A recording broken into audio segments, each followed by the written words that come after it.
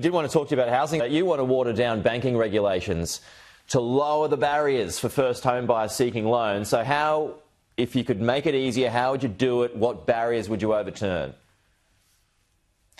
Well, I feel that the Australian dream is slipping away from younger Australians. Young Australians know that, and it's very hard to get a first house if you can't get a mortgage. So Labor never talk about how hard it is for younger people and individuals to get a house. They always talk about what's important to big super funds. And so we're going to run an inquiry which will look at the adequacy of existing lending regulations and whether that could be improved. I mean, ultimately, we want to tilt the scales in favour of first home buyers. So how would you change it? How would you make it easier? And would this make banks any more or less vulnerable? Well, at the moment, the banks have a very low level of delinquencies.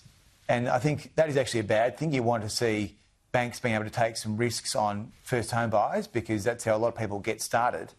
And so we will look at the buffer that APRA has in place for banks, which has made it very hard for banks to lend to first home buyers. We'll look at the role of HECS debts and whether HECS debts are retarding the ability of first home buyers to get housing finance. So it'll be a very practical inquiry which will look at generating new policy options, unlike Labor, which seems wedded to its same failed housing policies. OK, that's the Liberal Senator Andrew Bragg. Thank you.